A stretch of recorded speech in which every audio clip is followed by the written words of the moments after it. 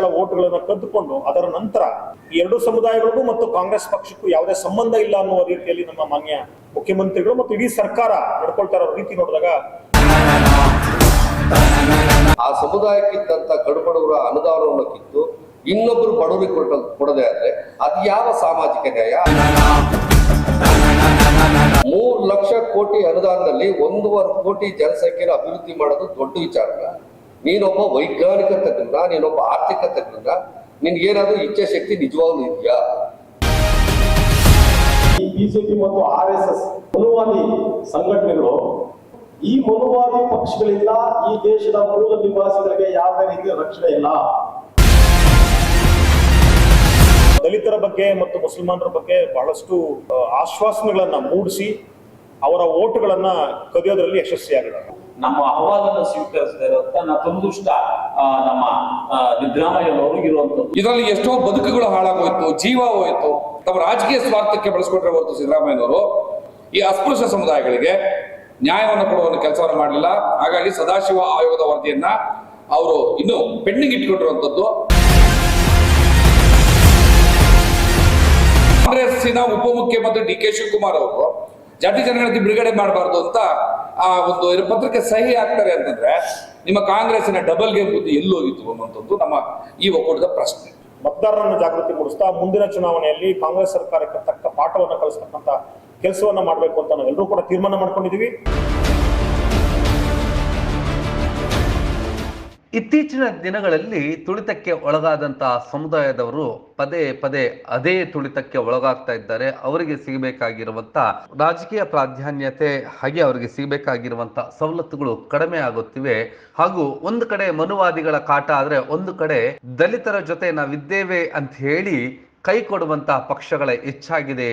ಅದಕ್ಕಾಗಿ ದಲಿತ ಸಂಘಟನೆಗಳ ಹುಗಮ ಹಾದಿ ಮತ್ತು ಭವಿಷ್ಯ ಕುರಿತು ಒಂದು ಚಿಂತನ ಸಭೆ ಬೆಂಗಳೂರು ಹೊರವಲಯದಲ್ಲಿ ದಲಿತ ಸಂಘಟನೆಗಳ ಸ್ವಾಭಿಮಾನಿ ಒಕ್ಕೂಟದಿಂದ ಆಯೋಜನೆಗೊಂಡಿತ್ತು.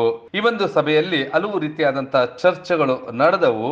ಈ ಒಂದು ಚರ್ಚೆಗಳನ್ನ ಪತ್ರಿಕಾಗೋಷ್ಠಿಯ ಮೂಲಕ ಎಲ್ಲ ಮುಖಂಡರು ಕೂಡ ಪ್ರಕಟಿಸಿದರು. ಮುಂದಿನ ದಿನಗಳಲ್ಲಿ ತಾಲೂಕು ಮಟ್ಟ ಮತ್ತು ಜಿಲ್ಲಾ ಮಟ್ಟಗಳಲ್ಲಿ ನಾವು ಸಮಾವೇಶಗಳನ್ನು ನಡೆಸ್ತೇವೆ, ನಾವು ಯಾವ ರೀತಿ ಹೆಜ್ಜೆ ಹಾಕಬೇಕಾಗಿದೆ ಎನ್ನುವಂತ ಗಂಭೀರವಾಗಿ ತೆಗೆದುಕೊಳ್ತೇವೆ. ಈಗಾಗಲೇ ದಲಿತರ ಮತಗಳು, ಹಿಂದುಳಿದವರ ಮತಗಳು ಮತ್ತು ಅಲ್ಪಸಂಖ್ಯಾತರ ಮತಗಳನ್ನ ತೆಗೆದುಕೊಂಡು ಬಂದಂತಹ ಕಾಂಗ್ರೆಸ್ ನಮಗೆ ಯಾವುದೇ ರೀತಿಯಾದಂತಹ ಸಾಮಾಜಿಕ ನ್ಯಾಯವನ್ನ ನೀಡ್ತಿಲ್ಲ. ಕೇವಲ ಈ ಒಂದು ಸಮುದಾಯದ ಏಳಿಗೆಗೆ 500 ಕೋಟಿ ರೂಗಳನ್ನಷ್ಟೇ ಮೀಸಲಿಟ್ಟಿದೆ ಅಂತ ಹೇಳಿ ಒಬ್ಬ ನಾಯಕರು ಆಕ್ರೋಶವನ್ನ ವ್ಯಕ್ತಪಡಿಸಿದರೆ, ಮತ್ತೊಬ್ಬರು ಕಾಂಗ್ರೆಸ್ ಮತ್ತು ಬಿಜೆಪಿ ಒಂದೇ ನಾಣ್ಯದ 2 ಮುಖಗಳು, ನಾವು ಗಿಂಡದಂಗೆ ಮಾಡ್ತೀವಿ, ನೀವು ಹತ್ತಂಗೆ ಮಾಡಿ ಅಂತ ಹೇಳುವಂತವರು ಕೆಲವೊಬ್ಬರು. ಇನ್ನು ದಲಿತರು, ಅಲ್ಪಸಂಖ್ಯಾತರು ಮತ್ತು ಹಿಂದುಳಿದ ವರ್ಗಗಳ ಮೇಲೆ ಸದಾ ದಬ್ಬಾಳಿಕೆಗಳನ್ನು ನಡೆಸ್ತಾ ಇದೆ. ಆ ಮನುವಾದಿಗಳ ವಿರುದ್ಧ ನಾವು ಇವರಿಗೆ ಮತವನ್ನ ಚಲಾಯಿಸಿದ್ರೆ ಇವರು ಕೂಡ ಅದೇ ರೀತಿಯಾದಂತ ಆದಿಯನ್ನು ತುಳಿತಿದ್ದಾರೆ ಎನ್ನುವಂತ ಮಾತುಗಳು ಹೊರಬತ್ತು.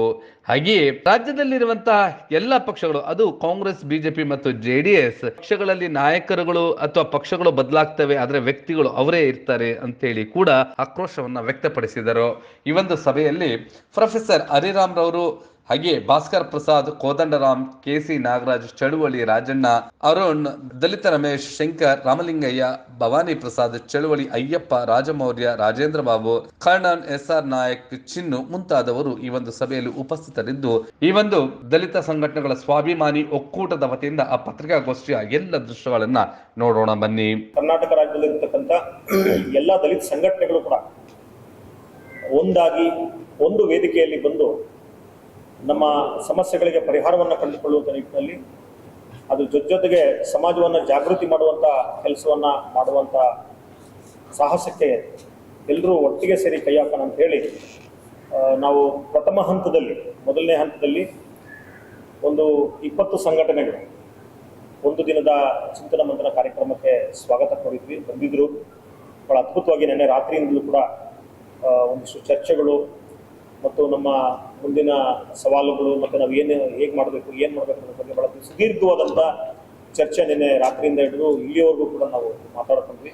ಹೌದು, ಹೀಗೆ ಎಲ್ಲ ಮುಖಂಡರುಗಳು ಕೂಡ ರಾಜ್ಯ ಸರ್ಕಾರ ಮತ್ತು ಕೇಂದ್ರ ಸರ್ಕಾರದ ವಿರುದ್ಧ ಆಕ್ರೋಶವನ್ನ ವ್ಯಕ್ತಪಡಿಸಿದರು. ಸಾವಿರಾರು ಕೋಟಿ ರೂಗಳನ್ನ ಯಾವ ಒಂದು ಸಮುದಾಯಗಳಿಗೆ ಮೀಸಲಿಡಬೇಕಾಗಿತ್ತು, ಆ ಒಂದು ಕೆಲಸವನ್ನ ಮಾಡ್ತಿಲ್ಲ ಅಂತೇಳಿ ಕೋದಂಡರಾಮ್ ತಮ್ಮ ಆಕ್ರೋಶವನ್ನ ವ್ಯಕ್ತಪಡಿಸಿದರು.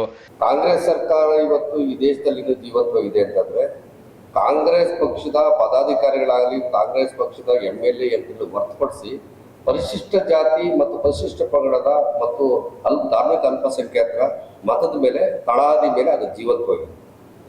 ಅದಕ್ಕೆ ಜೀವ ಕೊಟ್ಟಂತವ್ರಿಗೆ ಜೀವನ ತೆಗೆಯುವಂತ ಕೆಲಸವನ್ನ ನಿರಂತರವಾಗಿ ನ್ಯಾಯವಾಗಿ ಮಾಡ್ಕೊಂಡು ಬಂದಿದ್ದಾರೆ. ಅದೆಲ್ಲವೂ ಮೀರಿ ಅಹಿಂದ ಹೆಸರು ಹೇಳಿಕೊಂಡು ಬಂದಂತ ಸಿದ್ದರಾಮಯ್ಯ ಹತ್ರ ಬಹಳ ನಿರೀಕ್ಷೆಯನ್ನು ಇಟ್ಕೊಂಡು 2ನೇ ಅವಧಿಗೆ ಮುಖ್ಯಮಂತ್ರಿ ಆಗಿ ಪ್ರಮಾಣ ವಚನ ಸ್ವೀಕಾರ ಮಾಡಿ ಬಂದು ಬಜೆಟ್ ಆದ ತಕ್ಷಣ ದಲಿತರ ಅನುದಾನಕ್ಕೆ ಕನ್ನವನ್ನ ನೀವು ಯಾರ ಪರವಾಗಿದ್ದೀರಾ? ದಲಿತ ಪರವಾಗಿದ್ದೀರಾ? ಯಾರ ಪರವಾಗಿದ್ದೀರಾ? ಒಬ್ಬ ಅತ್ಯಂತ ಕಡುಬಡವನ್ನ ಶತಮಾನಗಳಿಂದ ಅವಕಾಶ ವಂಚಿತರಾಗಿ, ನಿರುದ್ಯೋಗವಾಗಿ, ಭೂರಹಿತವಾಗಿ, ಹಸು ಬಡತನದಲ್ಲೇ ಕೊಳ್ಳುತ್ತಿದ್ದಂಥ ಸಮುದಾಯವನ್ನ ಮುಖ್ಯವಾಹಿನಿ ತರೋದರ ಬದಲಾಗಿ ಆ ಸಮುದಾಯಕ್ಕಿದ್ದಂಥ ಕಡುಬಡವರ ಅನುದಾನವನ್ನು ಕಿತ್ತು ಇನ್ನೊಬ್ಬರು ಬಡವರಿಗೆ ಕೊಡದೆ ಆದ್ರೆ ಅದು ಯಾವ ಸಾಮಾಜಿಕ ನ್ಯಾಯ? ಅದು ಯಾವ ಸಾಮಾಜಿಕ ಪರಿಕಲ್ಪನೆ? ಅದು ನಿಮ್ಮ ಸಾಮಾಜಿಕ ನ್ಯಾಯದ ಪರಿಕಲ್ಪನೆ. ಶಾಸನಸಭೆಯಲ್ಲಿ ಬಹಳಷ್ಟು ನೀವು ರೂಪಾಯಿ ಲೆಕ್ಕದಲ್ಲಿ ನೀವು ಆರ್ಥಿಕ ತಜ್ಞರ ನೀವು ಶಾಸನಸಭೆಯಲ್ಲಿ ಹೇಳ್ತೀರಾ, ಬಹಳ ಸಂತೋಷ. ನಾವು ಒಂದು ಲೆಕ್ಕ ಹೇಳ್ತೀವಿ, ನೀವು ಬರ್ಕೊಡ್ರಿ ಸನ್ಮಾನ್ಯ ಸಿದ್ದರಾಮಯ್ಯ ಅವರೇ. ಪರಿಶಿಷ್ಟ ಜಾತಿ ಮತ್ತು ಪರಿಶಿಷ್ಟ ಪಂಗಡಕ್ಕೆ ಮೀಸಲಾತಿ ಜಾರಿಯಾದಾಗಿಂದ ಮೀಸಲಿಟ್ಟಿರೋ ಹಣವನ್ನ ರಾಜ್ಯ ಸರ್ಕಾರ ಮತ್ತು ಕೇಂದ್ರ ಸರ್ಕಾರ ಮತ್ತು ಸ್ಥಳೀಯ ಸಂಸ್ಥೆಗಳು, ನಗರಸಭೆಗಳು ಇವೆಲ್ಲವನ್ನು ಕ್ರೋಢೀಕರಿಸಿದ್ರೆ ನಾವು ಲೆಕ್ಕ ಮಾಡಿ ಹೇಳದೆ ಆದ್ರೆ ಭಾರತ ದೇಶದ ಗಣಿತದಲ್ಲಿ ಸೊನ್ನೆಗಳು ಸಿಗ್ತದೆ. ಅಷ್ಟು ದೊಡ್ಡ ಗಜಗಾತ್ರದ ಒಂದು ಗಜನೂ ಇಲ್ಲ. ಅದಕ್ಕೂ ಮೀರಿದಂತ ಅನುದಾನ